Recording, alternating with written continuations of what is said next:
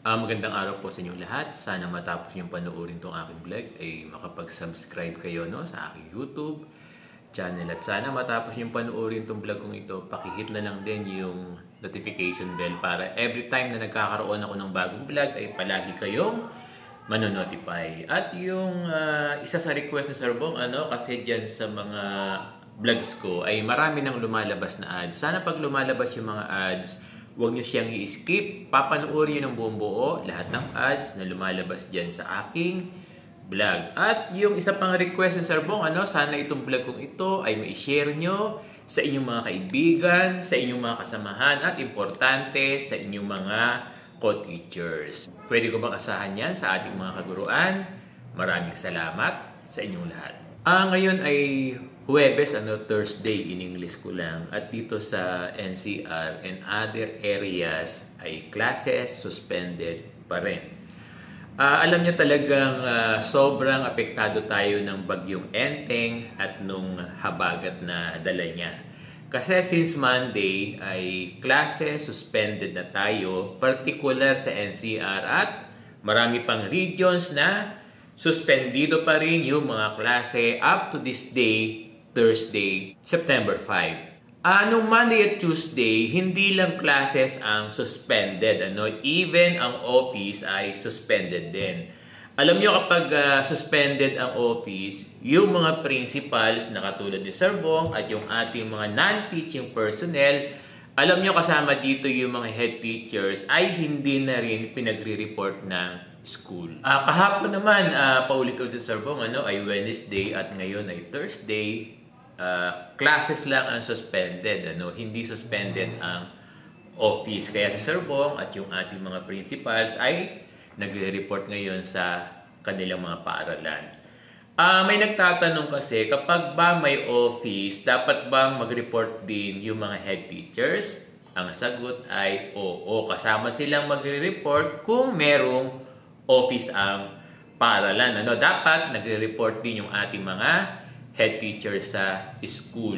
Kaya lang may mga DepEd issuances in times of heavy rains and floods and even typhoon. Kung risky para sa mga head teacher na mag-report sa school, pwede silang mag-work from home at pinapayagan ito. Alam nyo, mahirap naman kasi kung i-require yung mga head teachers natin at yung mga non-teaching personnel natin na magpunta sa school tapos may mangyari sa kanila. So, alam nyo, gaya ng sinasabi ko, even sa mga non-teaching personnel ay pwede rin silang mag-work from home. Pinag-uusapan natin ito kasi may mga issue yung ating mga guro tungkol sa suspension of classes.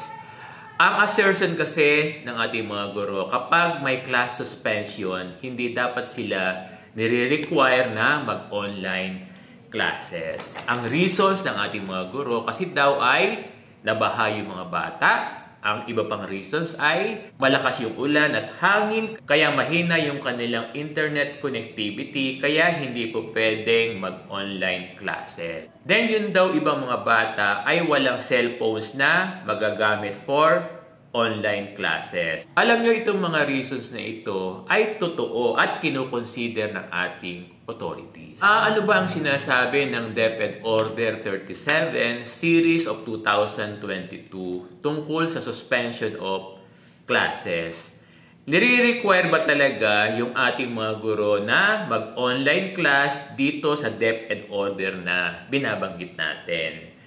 Kung particular kayo sa DepEd Order na ito, ang sinasabi dito, kung may bagyo, kung may typhoon, kahit anong signal, automatic na suspended ang F2F classes at even yung mga online classes ay suspended din. At kapag may heavy rains, kung ang signal warning ay orange and red, automatic din na suspended ang F2F classes sa mga paaralan at yung mga online classes din ay suspended din. At even kung may earthquake and other calamities, pareho din ang ruling. Kaya lang i-define natin yung online classes. Ang online classes kasi, sa practice natin nung pandemic, hindi ba, may application ito ng apps sa laptop, pwede sa tablet, or pwede rin sa cellphones, na kung saan yung mga learners at teachers natin ay nagkakaroon ng virtual class. Nakikita ng teacher yung bata at yung mga bata naman, nakikita rin nila yung kanilang guro. Nagkakaroon din ng discussion na kung saan yung mga bata ay pwedeng mag-recite. And of course, yung teacher sa platform na ito, pwedeng mag-lecture yung teacher sa kanyang mga estudyante. So, ganito yung definition natin ng online class. So, kung time talaga ng calamities, ay automatic suspended talaga ang F2F at online classes. Hindi dapat nire-require yung guro na mag-online classes gaya nung pinapaliwanag natin.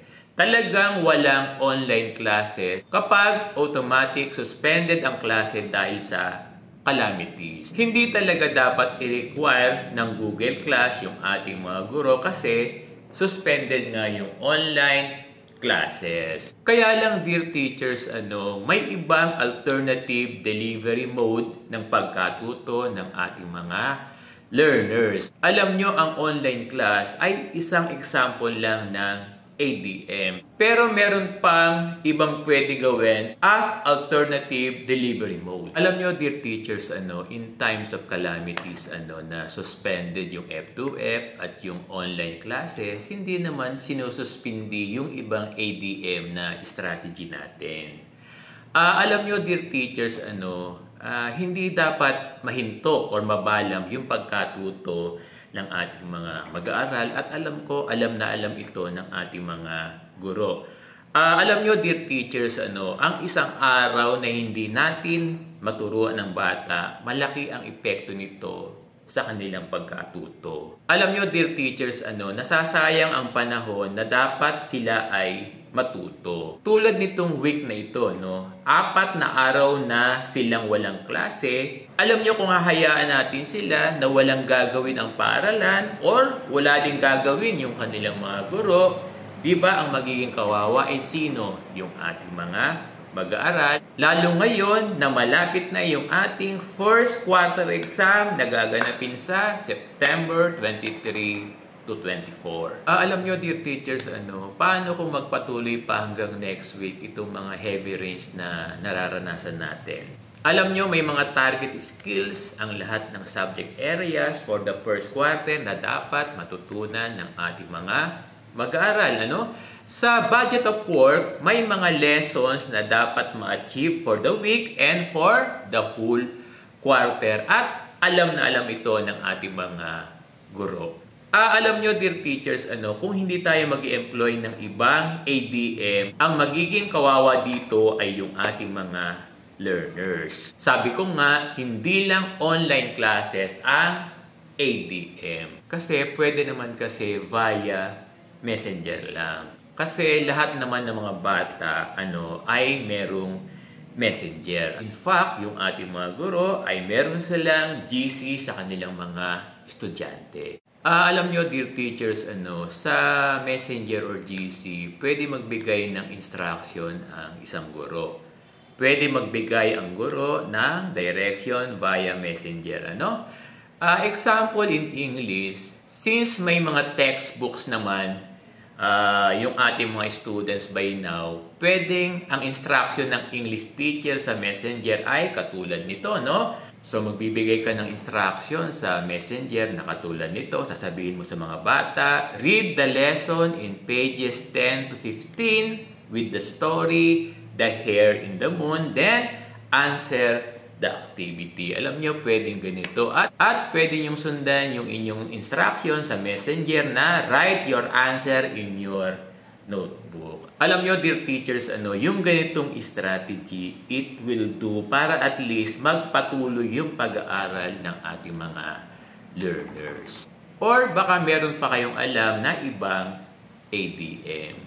Meron ba kayong natutunan sa topic natin ngayon with Sir Bong? Maraming salamat sa inyong lahat.